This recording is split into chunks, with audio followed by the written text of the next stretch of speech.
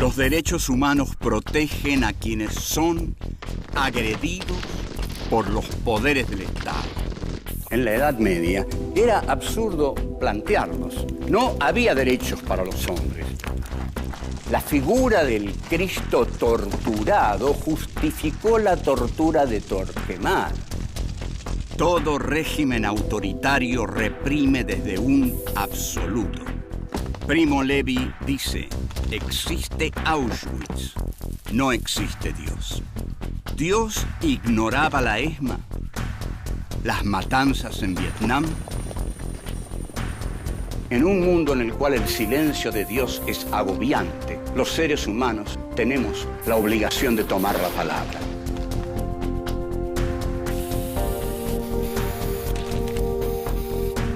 Filosofía aquí y ahora 5.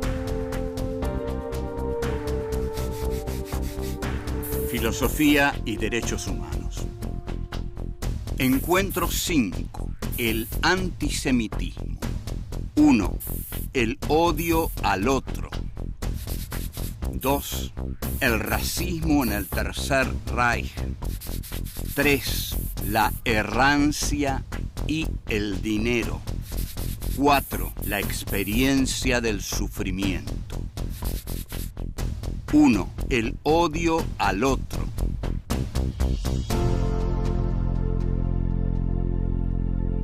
Encuentro número 5. El antisemitismo. En verdad, para ir al punto en cuestión, lo que ha trastornado al pueblo judío durante los últimos siglos, digamos durante los últimos 2000 años, desde la crucifixión de Cristo, es que son acusados de haber matado a Dios. Esta debiera ser una situación muy original. ¿Cómo puede vivir sobre la tierra el pueblo que mató a Dios? Porque esta es una creencia popular enormemente arraigada a lo largo de los siglos, y muchísimos judíos han sido asesinados por eso. Ahora, también es cierto que habría que preguntar, si los judíos mataron a Dios, entonces no hay Dios. Está muerto Dios. Nietzsche no tendría que haber dicho su frase, Dios ha muerto. ¿Cómo, Nietzsche? ¿Cómo, señor Nietzsche? ¿Cómo usted dice Dios ha muerto? ¿No sabe que lo mataron los judíos? Es un poco rara la frase de Nietzsche. Bueno, vamos a explicar cómo fue que los judíos mataron a Dios. Según esta vulgar pero muy efectiva versión, Jesús de Nazaret, Hijo de Dios, es Dios. Y los que lo crucificaron y pidieron su crucifixión en lugar de la de Barrabás, el ladrón, fueron los judíos.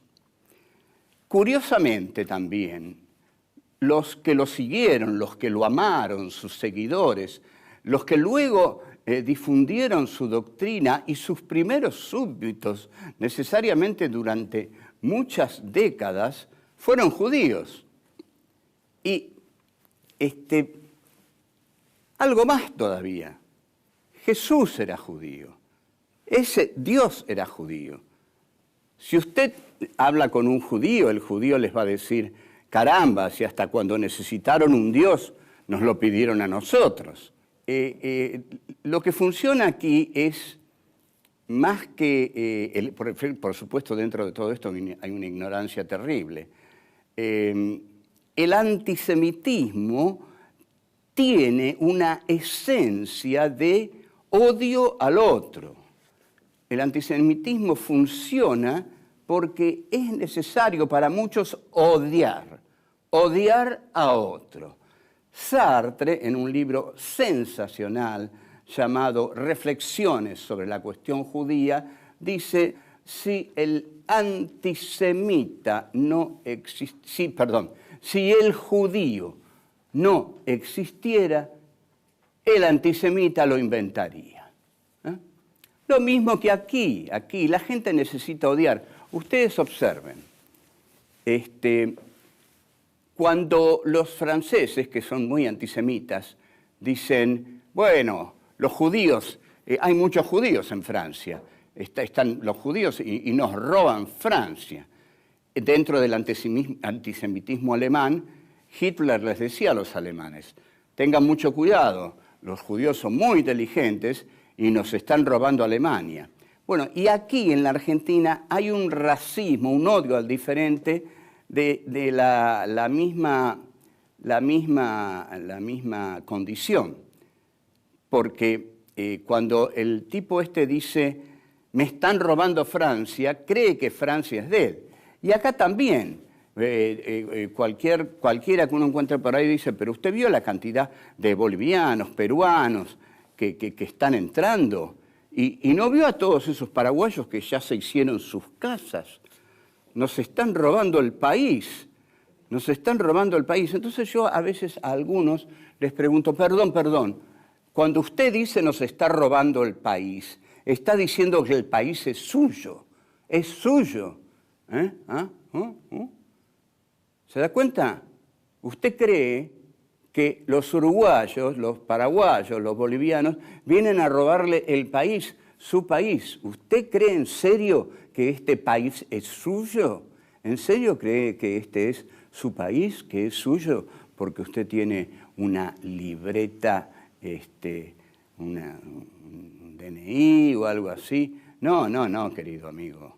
El país es de uno porque uno lo hace propio, laburando. Así que si esos vienen y ya están laburando y ya se hicieron la casita, es más de ellos que suyo. Seguimos.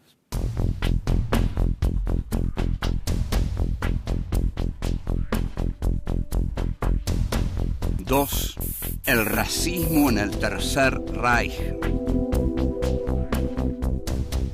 Tampoco tenemos que creer que la cuestión esa de los judíos mataron a Dios era solamente una cuestión de ignorancia popular. En sus ensayos sobre el cristianismo, nada menos que Hegel dice que lo absoluto pasó entre el pueblo judío y el pueblo judío no lo supo reconocer. Díganme si ahí no está la base total de los judíos mataron a Dios. No supieron reconocer a lo absoluto y decir los judíos mataron a Dios es más o menos la misma cosa. Esa es la base antisemita y racista de la Alemania que va a confluir en el Tercer Reich. El Tercer Reich necesitaba, por supuesto, de un gran otro a quien odiar y encontró inmediatamente al judío como ese otro que pudiera unificar al pueblo alemán. Ustedes observen que un pueblo dividido por miles de causas puede ser unificado por el odio. Alemania estaba en la ruina. Alemania estaba herida por la derrota de la Primera Guerra Mundial, por las humillaciones del Tratado de Versalles, por las luchas intestinas entre la gente del partido nazi, los comunistas y los socialdemócratas, y Hitler les señaló, son los judíos, la culpa la tienen los judíos. Los judíos se han robado la plata de Alemania, por eso la inflación nos está comiendo. La plata la tienen los banqueros judíos. Y el discurso era, los judíos son superiores en inteligencia. Los judíos son demasiado inteligentes ante el alemán, que es un pobre campesino, que es un ser puro que trabaja la tierra con sus ojos claros, con la pureza de su corazón. El sucio judío que viene viviendo de la usura desde la Edad Media o desde todos los tiempos, está saqueándonos Alemania, haciendo un uso del dinero del cual es un artista. Y el judío es muy inteligente, decía Hitler, haciendo por primera vez un racismo de algo valioso. Ahora, el racista reconoce en aquel al que desprecia algo valioso, desprecia a un inteligente. No, son muy inteligentes. Por eso tenemos que matarlos, tenemos que echarlos, tenemos que expatriarlos. Hacen un manejo del dinero tan extraordinario que se van a quedar con Alemania. Entonces, ahí los comunistas alemanes, los nacionalsocialistas alemanes y la socialdemocracia alemana se unen en torno a este líder que los convoca en el odio al otro. El otro, apareció el otro demoníaco que es el enemigo de todos. Ahí el gran acierto político de Hitler es encontrar al enemigo de todos o inventarlo, porque no lo era el judío. Hitler inventa al enemigo de todos, de comunistas, de nazis y de socialdemócratas, y él se transforma en el líder del enemigo demoníaco de todos. Esto ya lo había escrito en la cárcel cuando lo pusieron ahí durante un tiempo, en Mein Kampf, Mi lucha, donde está con Rudolf Hess, que escribe varios de los capítulos. Están ahí todas las ideas del Führer y sobre todo sus ideas antisemitas. Su antisemitismo es terrible. No creen en Jesús. ¿Cuál es el Dios del judío? Es el dinero al contado, el dinero sucio. Por supuesto, el dinero es sucio, el dinero se ensucia. El judío es tan sucio como el dinero. Y el billete arrugado y sucio es su corazón. Eso decía Hitler. Volvemos.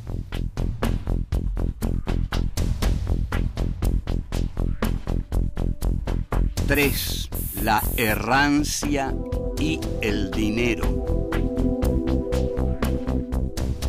Dentro de los capítulos dedicados a la existencia auténtica y la existencia inauténtica de Ser y Tiempo, 1927, Herr Heidegger, al dedicarse a la existencia inauténtica, dedica un parágrafo muy importante a lo que llama la errancia. Tengamos en cuenta que la existencia inauténtica consiste en no permanecer seriamente en nada, ¿no? En no detenerse en el misterio de nada de lo que es, en ir de una cosa a la otra.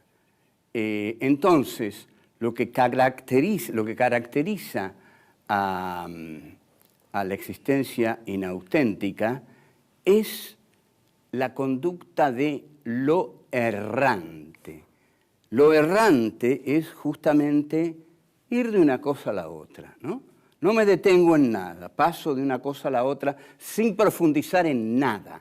Nada me interesa realmente con profundidad, el ser de nada. No busco la hondura, el abismo profundo de nada porque tengo miedo de hacerlo. Entonces, la errancia es mi ser, y la errancia es mi ser inauténtico, porque la errancia es mi cobardía. Entonces, hay muchos que ven en esta descripción de la errancia, que es muy profunda en Heidegger.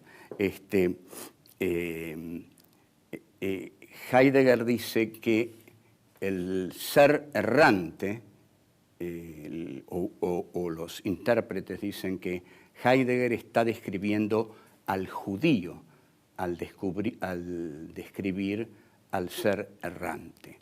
Y hay, durante el siglo XIX, una novela del escritor francés Eugène Sue, que se llama El judío errante. La característica del judío es la de errar. El judío nunca puede echar raíces en un país porque no tiene país, no tiene país, no tiene una tierra. A lo largo de los siglos no ha tenido una tierra porque es un pueblo sin arraigo propio. Este enorme sufrimiento ha sido muy mal comprendido por los antisemitas que encima se lo han reprochado. Entonces, Heidegger dice, ese pueblo errante, incapaz de profundizar en nada, es el que va de una cosa a la otra. Y Eugenio Sue es el que dice, el judío es ese ser errante. Pero peor, más hondo, más duro y más agraviante, es Marx en la cuestión judía. En la cuestión judía, Karl Marx identifica a la usura con el capitalismo. Ustedes piensen que este ser errante, que ha ido a lo largo de la historia de un país a otro sin poder echar raíces en ninguno y sin poder considerar que ninguno era el suyo, tuvo necesariamente que dedicarse al dinero, porque el dinero era la necesaria errancia en todos los países. ¿Qué es lo común a todos los países? El dinero. El dinero me ancla, me da raíces en cualquier país. Entonces, el judío se dedica al dinero, a la usura, y la usura es lo que con el dinero le da ganancias. Entonces, Marx dice, el capitalismo es la usura. El capitalismo es la usura. Lo que va a solucionar el problema judío es la desaparición del capitalismo, la desaparición de la usura. Y con la desaparición de la usura van a desaparecer el capitalismo y el problema judío. Y hay algo más que hay que comprender para comprender lo que este pueblo significa en la historia, que lo voy a decir en el próximo bloque, porque ahora vamos a ir a un corte.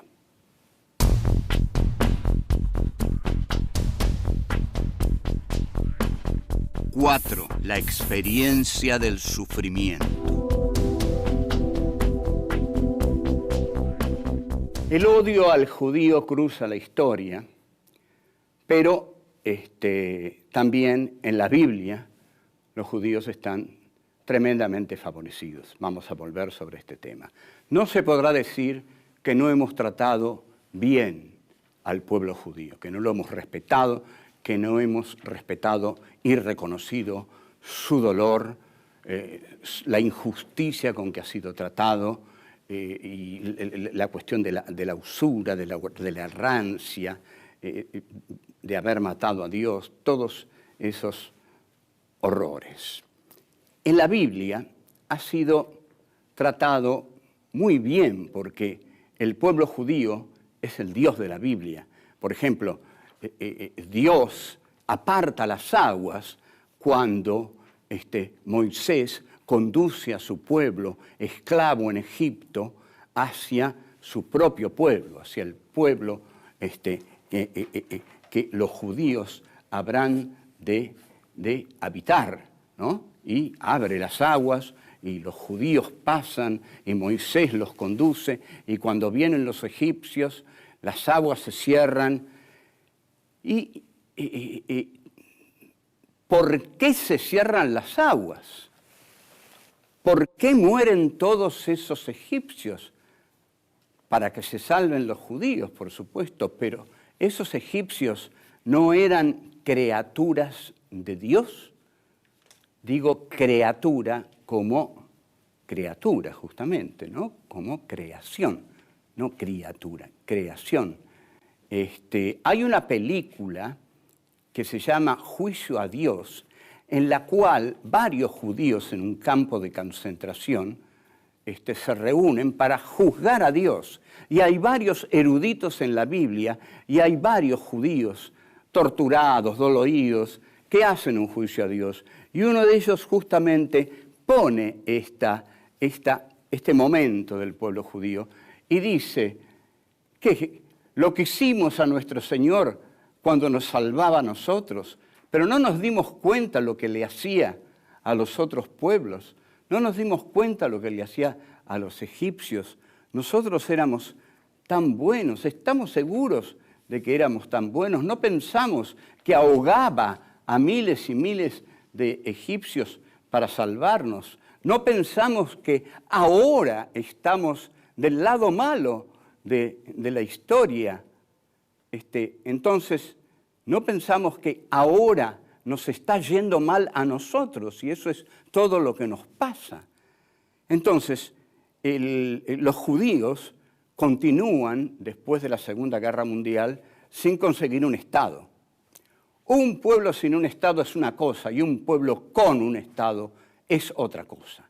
El cristianismo sin un Estado era una cosa. Era el cristianismo de la fe, de las catacumbas, de la persecución, de la pobreza y del recuerdo venerado del Dios Cristo de la cruz. Pero el cristianismo del Estado, el cristianismo del poder, el cristianismo de la riqueza, fue el cristianismo de la persecución, el cristianismo de las cruzadas, el cristianismo del poder papal, el cristianismo de la tortura. Y entonces, los judíos llegaron a tener su Estado. Llegan a tener su Estado a partir de 1948 y vayamos a hoy. Hoy tienen un poderosísimo Estado nuclear respaldado por Estados Unidos. Hoy Israel es un enclave del imperio norteamericano poderoso en Medio Oriente. Está rodeado de enemigos fanáticos, locos, que si no fuera por Estados Unidos lo destrozan al día siguiente. O sea que no es nada fácil la situación. No es nada fácil, no es nada fácil. Entonces, Israel o se respalda en Estados Unidos o desaparece del mapa.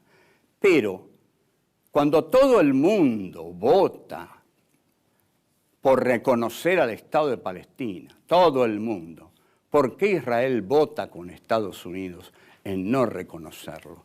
¿Por qué no reconocer al Estado de Palestina? Ahí el Estado de Israel se transforma en el Estado de Israel.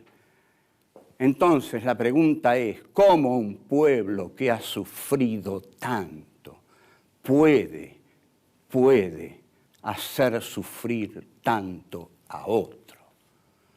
¿Cómo hombres que sufrieron tanto a lo largo de la historia pueden hacer sufrir a otros y asumir la imagen del castigador, del torturador, del malvado?